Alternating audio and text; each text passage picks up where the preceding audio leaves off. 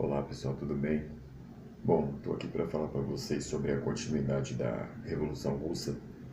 Então, na aula passada a gente viu sobre a questão, né, dos antecedentes da Revolução Russa. Agora eu vou falar para vocês sobre a Revolução Russa no ano de 1917. Bom, como vocês sabem lá, a Rússia estava na Primeira Guerra Mundial. A Rússia naquele momento era o elo mais fraco da Tríplice Entente, né, que tinha lá Inglaterra e França. O que vai acontecer? Uma série de greves, desde aí a eclosão da guerra, né?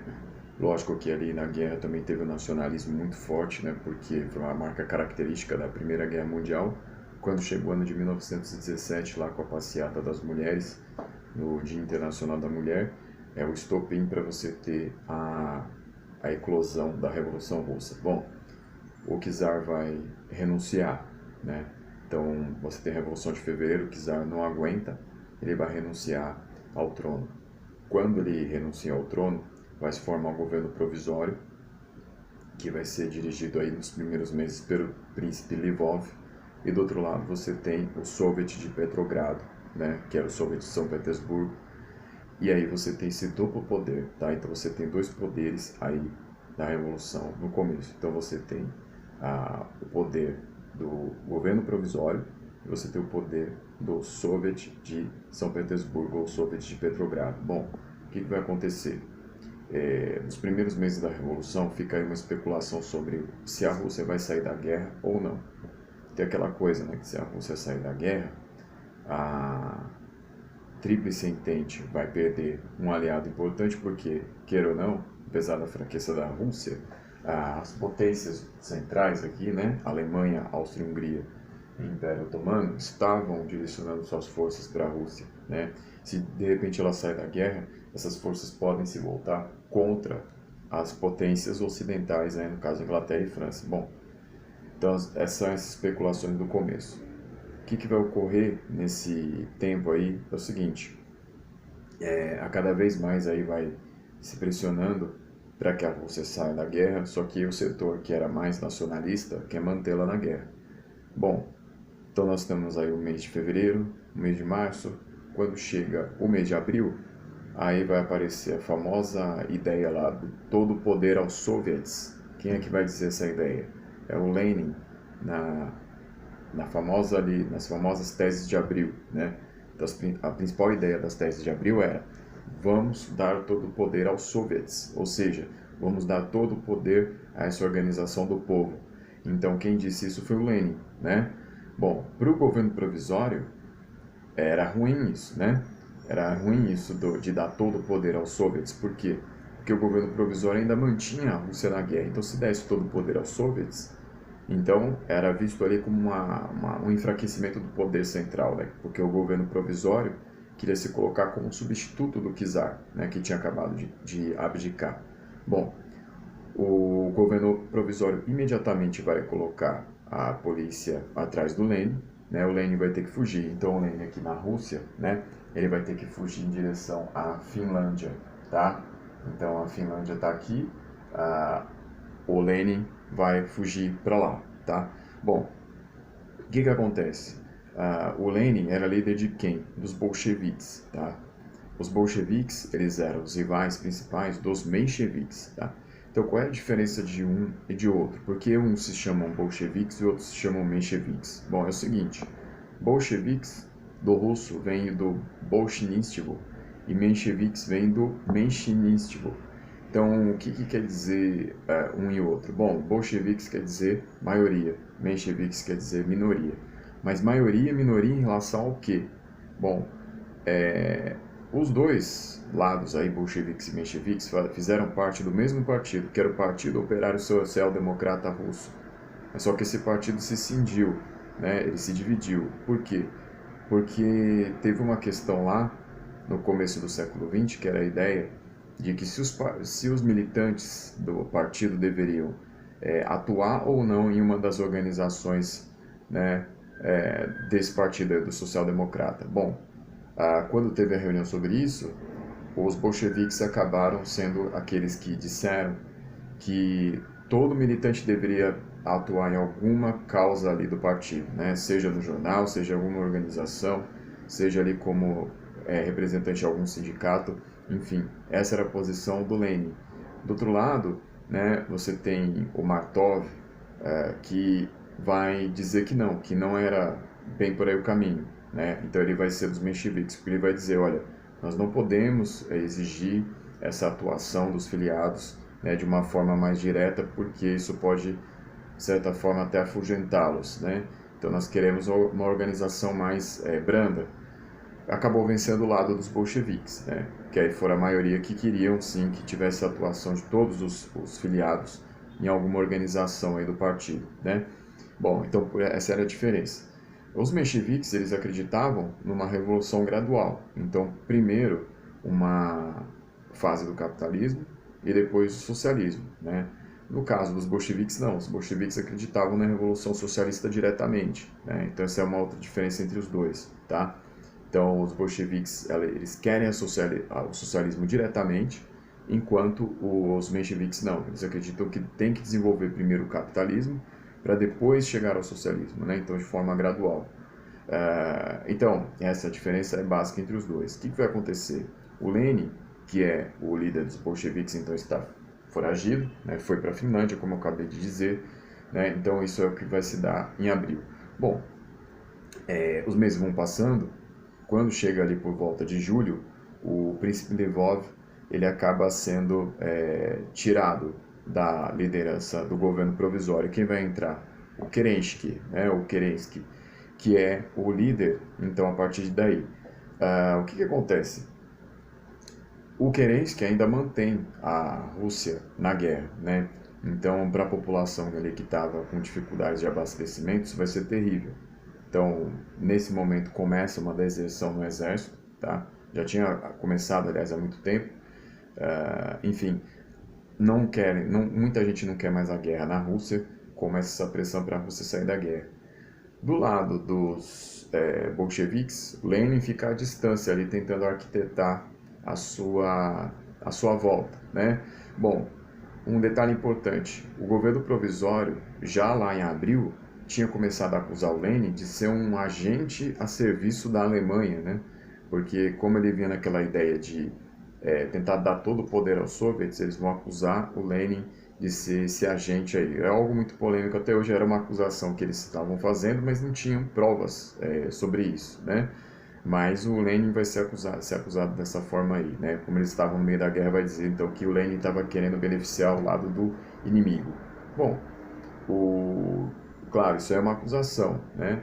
O Lenin, ele então está lá de longe, ele continua sendo o líder dos bolcheviques. Na Rússia, o que vai acontecer aí durante esses meses é que uma figura da direita vai começar a ganhar força para tentar dar um golpe, né, na revolução, né, um golpe, e vai levar isso para uma ditadura. E ele é um cara da direita. Quem é esse cara? É o Kornilov, né? O general Kornilov. Então o general Kornilov ele vai tentar dar um golpe, ele vai tentar ocupar São Petersburgo e vai tentar então tomar o poder. Bom, o que vai impedir o Kornilov de fazer isso? Isso aí já é setembro de 1917. Vai ser uma ação conjunta dos membros do Soviet de Petrogrado, tá? Então o Soviet de Petrogrado ele vai se juntar, os trabalhadores ali, os soldados que eram membros, junto com os partidos, eles vão arquitetar uma sabotagem no golpe do Kornilov. Então eles vão ocupar ruas, eles vão agir através das estações de rádio, de telégrafo ali disseminando informações para tentar conter esse golpe do Kornilov. Então eles vão fazer essa ação conjunta, eles vão impedir a passagem do exército para os pontos principais da cidade e não vão deixar o Kornilov dar o golpe. Quem vai ganhar muita força com isso? Os bolcheviques. Os bolcheviques ganharam muita força com isso, né? Então, mesmo Lenin à distância, ele vai ser ali, de certa forma, acreditado por essas ações, tá? E aí os bolcheviques vão ganhando força dentro do Soviet de Petersburgo, né? Ou Petrogrado, inclusive. E o governo provisório vai sendo cada vez mais desacreditado. Bom, os bolcheviques vão começando a se aproximar cada vez mais de um partido que era mais radical, que era o Partido Socialista Revolucionário. Então, o Partido Socialista Revolucionário, ele tinha aquela tradição que vinha lá de trás, ainda do século XIX, eles eram descendentes praticamente dos populistas russos, né? Então eles tinham essa ligação maior. O que eram os populistas russos? Os populistas russos eram aqueles que falavam que era necessário ir ao povo, né? Eram os Narodnik, né? Era do movimento Narodnaya Volia, né? Então a vontade do povo. Então os socialistas revolucionários eles tinham essa proximidade maior, né? Então os bolcheviques vão começando a se aproximar deles, né? Bom, os socialistas revolucionários inclusive tinham mais membros, né, conhecidos, eles tinham mais alcance na população russa do que os bolcheviques. Enfim, os dois vão se aproximando, os mencheviques vão ficando meio de lado, né, e os bolcheviques vão crescendo com isso. E aí, pessoal, quando chega o mês de outubro, assim, a situação já está mais favorável para os bolcheviques. No dia 25 de outubro, né, o Lenin já está de volta em Petrogrado, e aí eles vão arquitetar, pessoal, a famosa Revolução de Outubro de 1917. Como é que vai se dar isso, pessoal? Tem algumas coisas que vão acontecer. Então, por exemplo, na frente do Palácio de Inverno, o Palácio de Inverno é o lugar onde o governo provisório estava instalado. Na frente dele tem uma fortaleza chamada Pedro e Paulo. O que os bolcheviques vão conseguir fazer?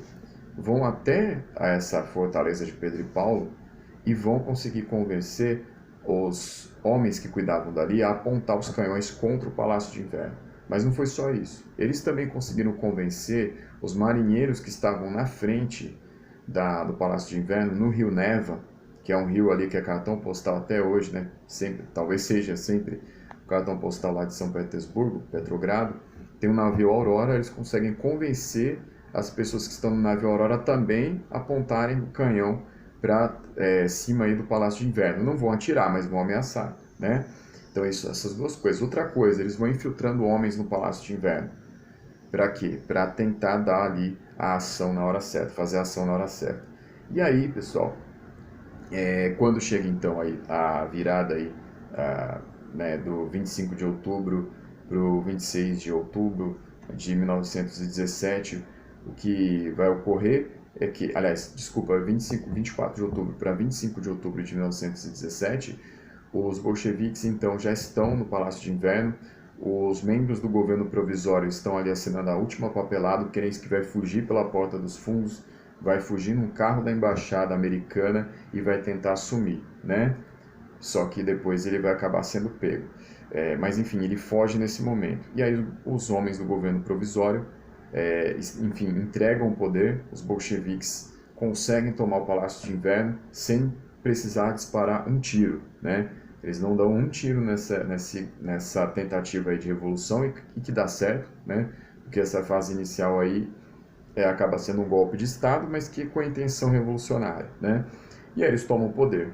Então, os bolcheviques assumem o poder aí no dia 25 de outubro, aqui no nosso calendário era a virada do dia 7 de novembro para o dia 8 de novembro, né? Lembrando lá aquela diferença de alguns dias que havia entre os dois calendários, né? O calendário ocidental e o calendário russo. Enfim, pessoal, então no dia 25 de outubro, os bolcheviques estão no poder, Lenin assume o poder, Trotsky também é um dos líderes nesse momento, tá? Então os dois, Lenin e Trotsky, são os líderes da revolução, então a revolução russa está iniciada. O que vai acontecer? Bom, várias coisas. Então, qual era o lema dos bolcheviques? Os bolcheviques vão seguir paz, pão e terra. Então, paz, a ideia é acabar com a guerra nesse momento, tirar a Rússia nesse momento aí da guerra. A guerra vai até continuar, mas a Rússia tem que sair, né? E é o que eles vão fazer. Então, eles assinam um armistício, um tratado de paz primeiro, né? Aliás, um armistício, né, com a Alemanha, né? E aí, no ano seguinte, 1918, eles assinam o Tratado de Brest-Litovsk, que foi muito criticado por, enfim, vários militantes, porque a Rússia cedeu um território muito grande aqui, que inclui hoje os países bálticos, né, para que a Alemanha pudesse agir, mas, enfim, ali eles acabam fazendo esse tratado.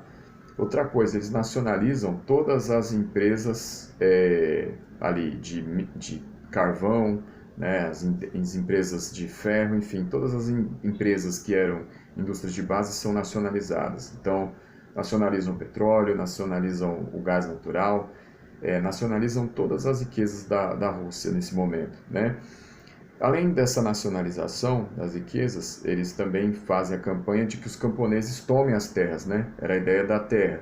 Então, se a paz era a questão de sair da guerra, a terra era distribuí-la para os camponeses. Então, eles fazem isso, né?